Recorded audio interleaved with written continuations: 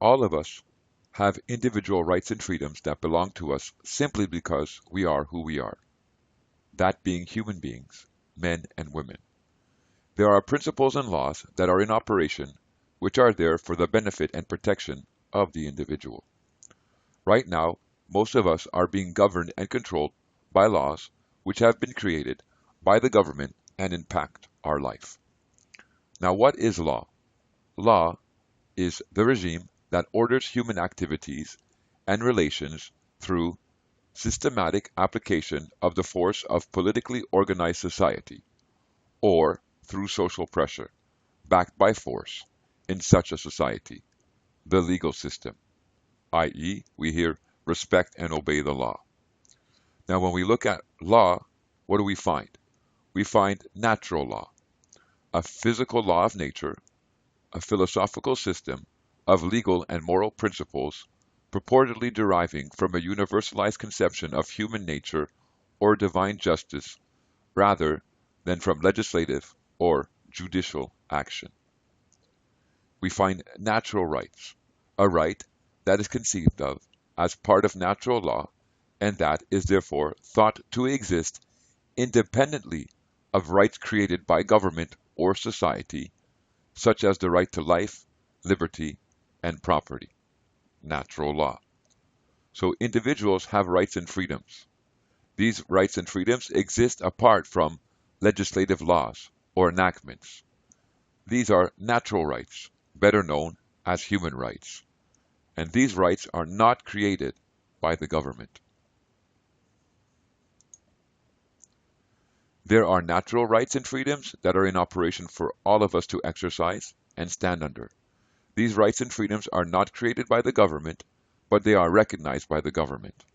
Many of us are not aware of the fact that there are rights and freedoms that exist for us to stand under, which are not given or created for us by the government bodies. Inalienable right is a right that cannot be transferred or surrendered, and this is a natural right, such as the right to own property. An absolute right is a right that belongs to every human being, such as the right of personal liberty, a natural right. These are rights that we possess and they were not created by the government. Here in Canada, you were never taught your fundamental human rights and freedoms, even though Canada had an international obligation to teach you these rights and freedoms. There is a reason why I believe that this has happened, why there was an utter failure on Canada's part to inform us of our individual human rights and freedoms. Soon, you will be able to draw your own conclusion as to why Canada failed to teach you your individual rights and freedoms. So far, we have seen in law that there is natural law, which produces natural rights. These rights are inalienable and absolute. They cannot be surrendered and belong to every human being, every man and woman. These rights are better known as fundamental human rights and freedoms.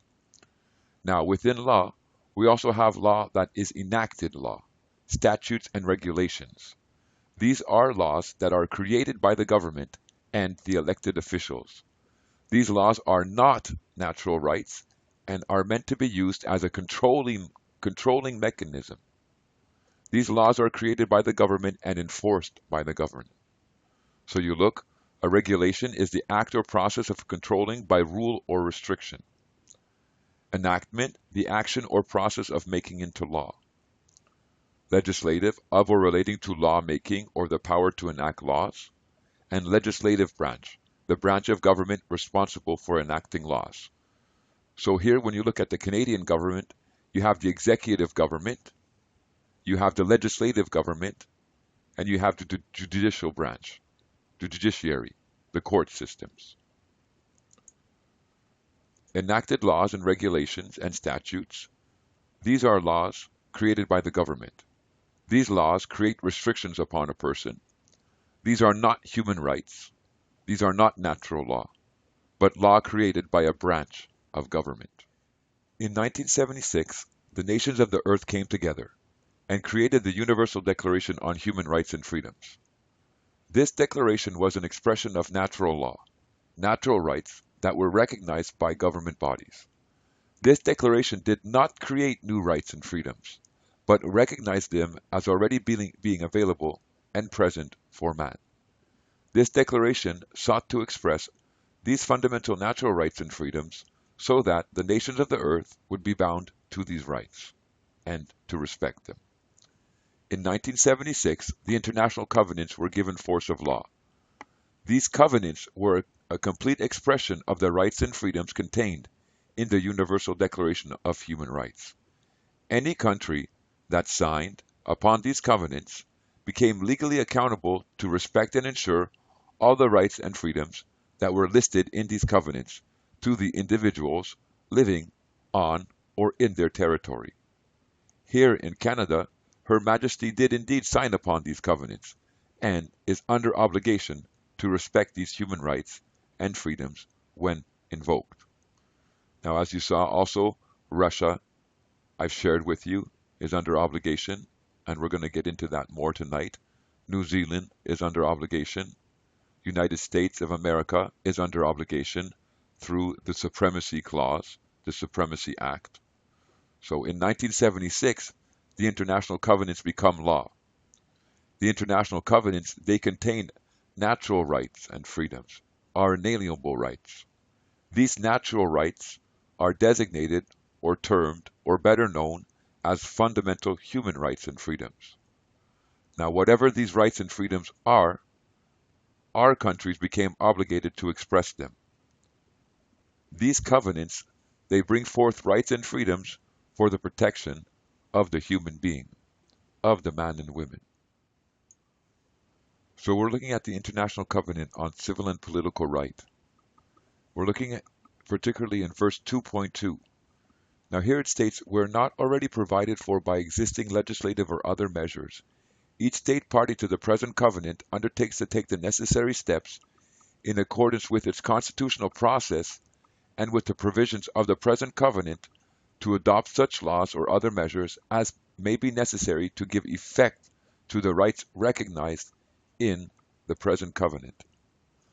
The covenant is what controls the state parties like the United States of America, Canada, New Zealand, United Kingdom, Russia, Australia, etc. All these countries had and presently do have the obligation to transfer and protect our rights into domestic law. Now we have to remember that the international covenants bring forth a dual capacity, both sides of the coin, so to speak. They deal or they bring forth natural, fundamental rights and freedoms, human rights, but the covenants also deal with rights, privileges, and benefits operating in a democratic society. So our countries had the obligation, according to the International Covenant, to transfer these rights and freedoms into domestic law through their constitutional process or other measures, if provisions for us to exercise these rights were not already present in their domestic laws. Now, when you look into the International Covenant on Civil and Political Rights, Article 5, it states that nothing in the present covenant may be interpreted as implying for any state, group, or person any right to engage in any activity or perform any act aimed at the destruction of any of the rights and freedoms recognized herein, or at their limitation to a greater extent than is provided for in the present covenant. Now, this is teaching us several things. First of all, it states that our rights must be transferred into domestic law through the constitutional process. And then it states that our rights, the state party, the government, the people who work in these offices are not supposed to take any action aimed at the destruction of our rights. And they're not supposed to take any actions aimed at the limitation of our rights. Now it says they can't limit our rights to a greater extent than is provided for in the present covenant. So if the covenant allows for a limitation of the right, then our country can limit the right. This is showing us that the covenant actually controls our local governments.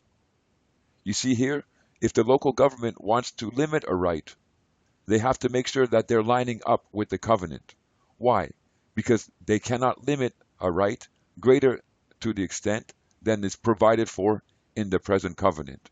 So the controlling mechanism, the hierarchy, The authority is actually the covenant and not the domestic law makers.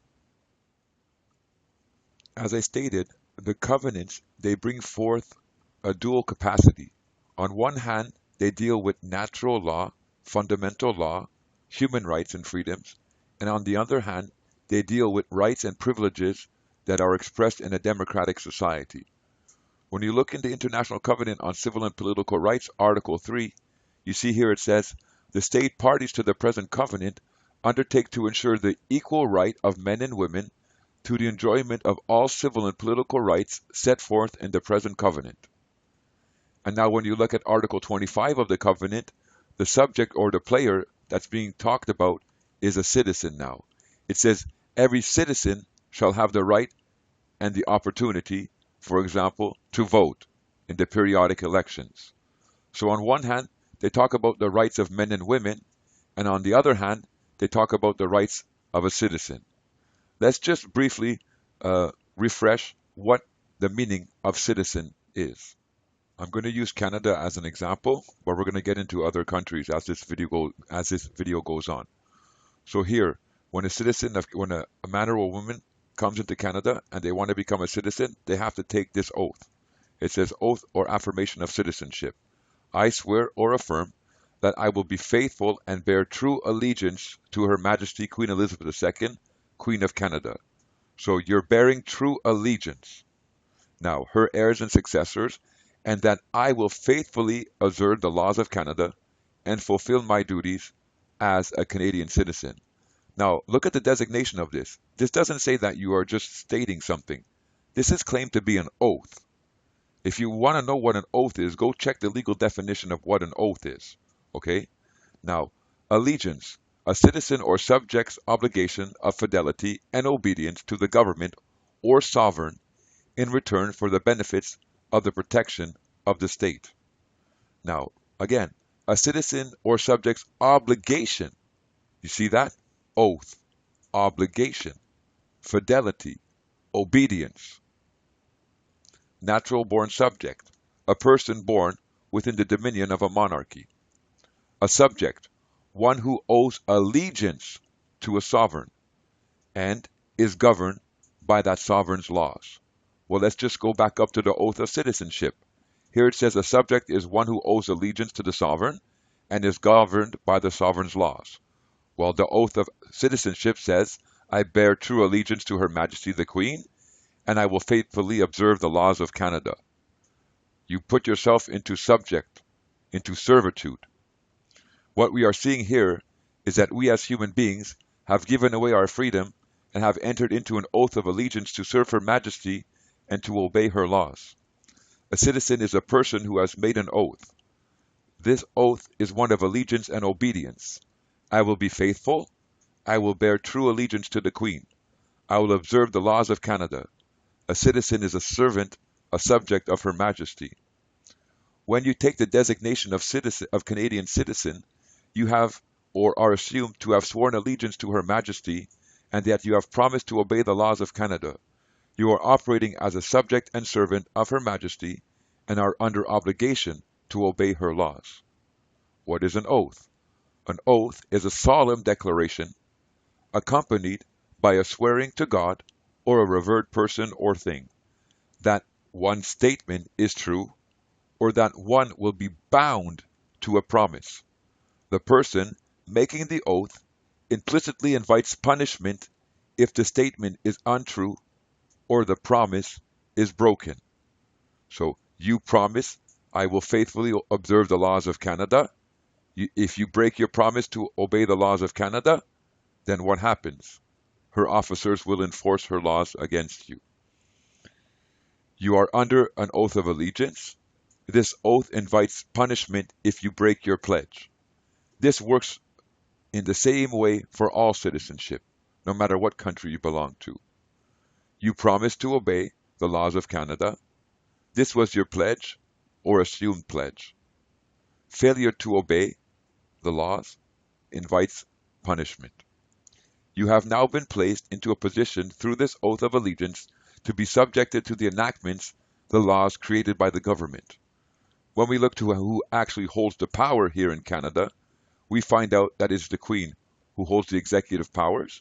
When you look in the Constitution Act of Canada, 1867, Article 9, it says the executive government and authority of and over Canada is hereby declared to continue to be vested in the Queen. In America, when you look to the United States Constitution in Article 2, you find that it's the office of the President that has the executive power, Obama. In Russia, when you look to the Russian Federation, you see in Article 80 of their constitution that it's the President of Russia Federation that shall be the head of the state. The President of Russia Federation shall be the guarantor of the Constitution of the Russian Federation, of the rights and freedoms of man and citizen. New Zealand, when you look there, in their Constitution, Section 2, the head of the state, the sovereign in the right of New Zealand is the head of the state of New Zealand, and shall be known by the royal style and titles proclaimed from time to time. The Governor-General, appointed by the sovereign, is the sovereign's representative in New Zealand. So all of our countries are set up in the same way. We have sovereigns, and they subject us to these sovereigns through citizenship. We become their subjects and servants. We become held in servitude to these sovereigns. So as you see, I'm not making this up. I walked you through this step by step, and I showed you that as citizens, we're being held under oaths, and these oaths are saying that we pledge allegiance to the sovereigns and that we promise to obey the sovereign's laws. Now, this is against our inalienable rights. This is against our natural rights, our fundamental rights and freedoms. Why?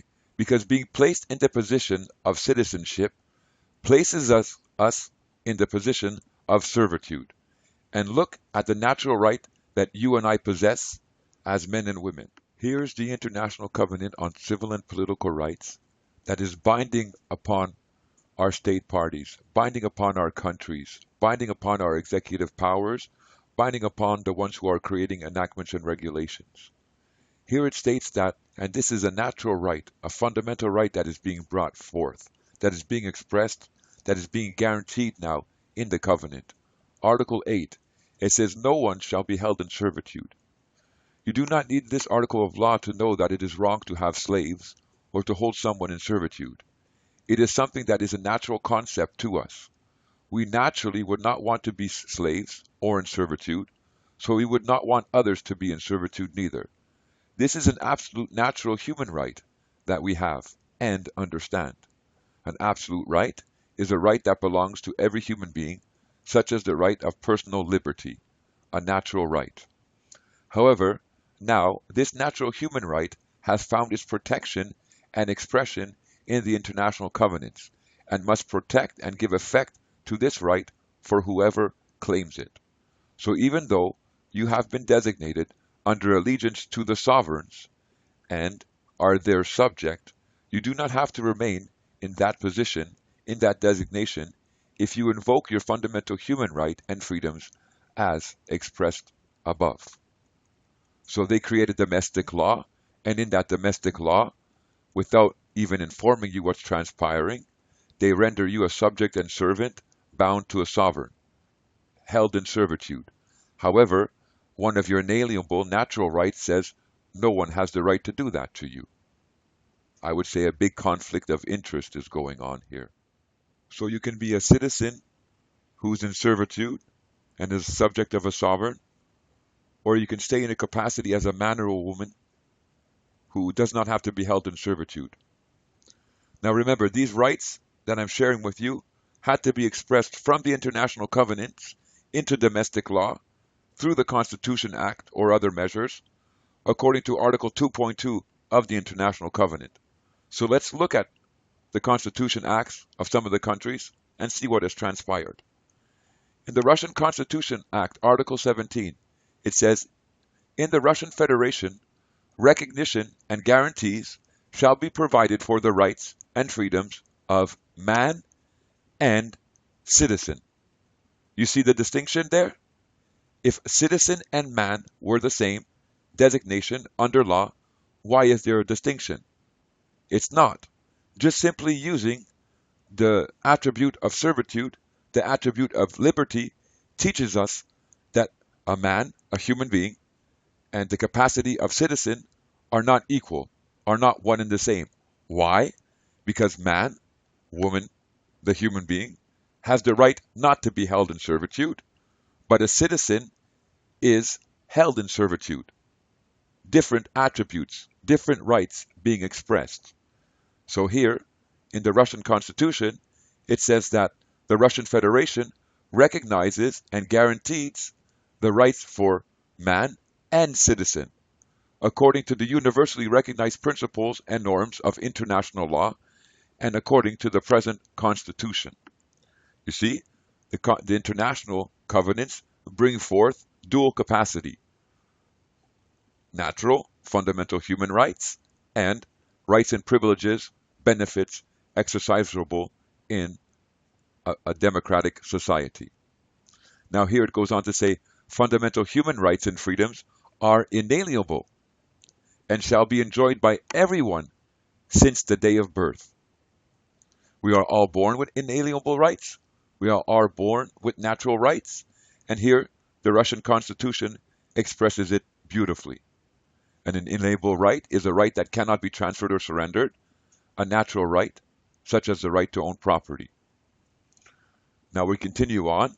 It says in the Russian Constitution, Article 2, man, his rights and freedoms are the supreme value. Well, hang on. Why didn't it say citizen? Notice that. It could have used the designation of citizen, but it didn't. It said man, his rights and freedoms are the supreme value. The recognition, observance, and protection of the rights and freedoms of man and citizen shall be the obligation of the state. So the state has the obligation to protect the rights of man and citizen, but the rights of man and the freedoms of men are the supreme value on the Russian territory. Now again, from Article 17, fundamental human rights and freedoms are inalienable and shall be enjoyed by everyone since the day of birth. So when you read the Russian Constitution, it's very clear. They make the distinction. They're not hiding anything. Now let's go into the Canadian Constitution, the Constitution Act of Canada, where they're bringing forth their obligation from international law into domestic law. We look into Article 7, and it says, everyone has the right to life, liberty, and security of the person, and the right not to be deprived thereof, except in accordance with the principles of fundamental justice. Well, it's not very clear. If you don't have an understanding or a knowledge about what natural rights are, about what fundamental rights and freedoms are, you don't really understand what this verse is saying. Now, when you look at what a natural right is a right that is conceived of as part of natural law, and is therefore thought to exist independently of rights created by the government or society. Now, notice the example that they give when they're talking about natural rights. They say a natural right is a right such as the right to life, the right to liberty, and the right to property. So now when we go back up into the Constitution Act, Article 7, we see it states everyone has the right to what? Life. The right to what? Liberty. And the right to what? Security of the person, which would include property. So therefore, this article of law, Article 7 in the Constitution Act of Canada, is bringing forth natural rights. It's expressing fundamental rights and freedoms, but it's doing so in a deceptive way. It's doing so in a hidden way, not outwardly like the Russian Constitution did. Now, when you look further into the New Zealand Bill of Rights, you see in Article 27 in the New Zealand Bill of Rights, which is an addition to the Constitution Act of New Zealand, which is considered the Constitution Act, the Bill of Rights. It's a part of it. In Article 27, it says right to justice. It says every person has the right to the observance of the principles of natural justice by any tribunal or other public authority, which has the power to make a determination in respect of that person's rights, obligations, or interests protected or recognized by law. So we're seeing the expression of the natural rights in operation on our country's territory. Why? Because they had the obligation. The shameful thing is, the sad thing is, Russia explains it more clearly than Canada. And yet Canada would be considered a great country for human rights and the protection of human rights. These Constitution Acts, they're expressing our natural rights, our fundamental rights and freedoms. Now look further to what it says. Looking at the Russian Constitution, Article 4. The Constitution of Russia, of the Russian Federation, and federal laws shall have supremacy in the whole territory of the Russian Federation. The Constitution of the Russian Federation shall have the supreme judicial force, direct action, and shall be used on the whole territory of the Russian Federation. Laws and other legal acts and regulations adopted in the Russian Federation shall not contradict the Constitution of the Russian Federation. Sound familiar for those who have been following my videos? Look into the Constitution Act of Canada, 1982, Article 52. It states the Constitution of Canada is the supreme law of Canada, and any law, any enactment, acts, regulation that is inconsistent with the rights, the provisions of the Constitution is, to the extent of the inconsistency, of no force or effect. In America, we know that it is the Supremacy Act that brings the covenants into the Constitution, and that the covenants and the Constitution are the supreme law in the United States of America. In New Zealand, you find this statement in the Bill of Rights. Section 6. Interpretation consistent with the Bill of Rights to be preferred. Wherever an enactment can be given a meaning that is consistent with the rights and freedoms contained in this Bill of Rights, and subsequently, by default, the international covenants, that meaning shall be preferred to any other meaning. We can see that the constitutions which are bringing forth our natural fundamental rights and freedoms, bringing forth international law, are considered the supreme law of the land, which is teaching us that any enactment, any regulation that contradicts our rights, our natural rights, our fundamental rights, are of no force or effect against us. Continuing on, we see in Article 15 of the Russian Constitution, it states the following: the universally recognized norms of international law, the international covenants, and international treaties and agreements of the Russian Federation shall be a component part of its legal system. If an international treaty or agreement of the Russian Federation fixes other rules than those envisioned by law, the rules of the international agreement shall be applied. What is the hierarchy? What is the ruling power? The domestic power or the international agreements? The Russian Constitution teaches us very clearly it's the international agreements. The country where I reside in, Canada, they like to hide their obligations, as do other countries, state party members. Russia brings it forward very clearly. What we are seeing is the same mechanism of law, the same operation of law being used on each of the territories. Now, in the Russian Constitution, Article 18, it says the rights and freedoms of man and citizen shall be what? Shall be directly operative. They determine the essence, meaning, and implementation of laws, the activities of the legislative and executive authorities, local self-government, and shall be ensured by the administration of justice. And for those who follow me, do you like that terminology? Same thing, administration of justice. For those who don't understand that terminology, watch some more of my videos. You'll understand what it's saying here. Now, while in the United States, these rights and freedoms, your natural rights and freedoms, your fundamental rights and freedoms, they are not self-executing. I shared that in my video. They are not self-executing, and it is up to the individual to enforce their rights against the state party, against the executive powers. Let us go on a little bit more. In the Russian Constitution, Article 55, it says the listing in the Constitution of the Russian Federation of the fundamental rights and freedoms shall not be interpreted as a rejection or derogation from other universally recognized human rights and freedoms. So this is saying that if you are aware that there are other inalienable rights, other rights and freedoms that are listed in the international covenants, and they have not been listed in the Constitution of Russia, they have not been brought forth in the Constitution of Russia, it doesn't mean that the Russian Federation does not recognize them. Okay, so let's see what New Zealand says. In New Zealand, when you look at the Bill of Rights, Part 3, it says miscellaneous provisions, Article 28. Other rights and freedoms not affected.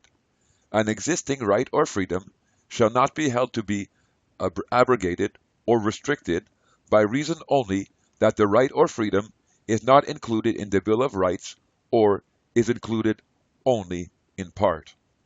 So here they're stating, if your right, your fundamental right or freedom is not listed in the Bill of Rights, it doesn't mean that we don't recognize it.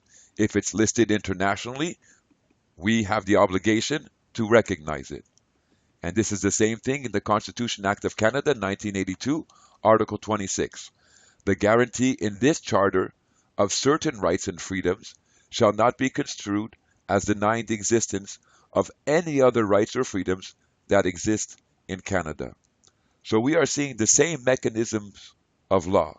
We are seeing the same operations of law available on each and every one of our territories. The Constitution is bringing forth international rights, it's bringing forth fundamental rights and freedoms, and rights and freedoms expressed in a democratic society. If I look into international law and I find a right that's available to me that has not been expressed in domestic law through their Constitution Act, it does not mean that this right has been rejected. It does not mean that I cannot exercise this right. So let us just look how this plays out with one example, and then I'm going to end this video. So the International Covenant on Civil and Political Rights, Article 18, it says, everyone shall have the right to freedom of thought, conscience, and religion.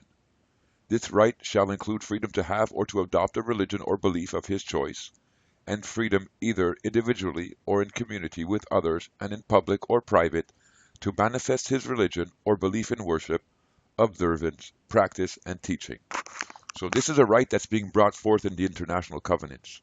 Now when you attach that right with what Article 2.2 says, were not already provided for by existing legislative or other measures, each state party to the present covenant undertakes to take the necessary steps in accordance with its constitutional process and with the provisions of the present covenant to adopt such laws or other measures as may be necessary to give effect to the rights recognized in the present covenant.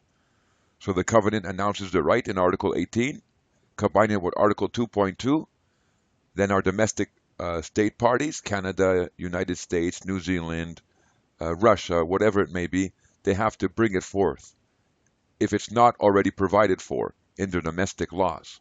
So when you look into the Russian Constitution in Article 28, they brought it forth.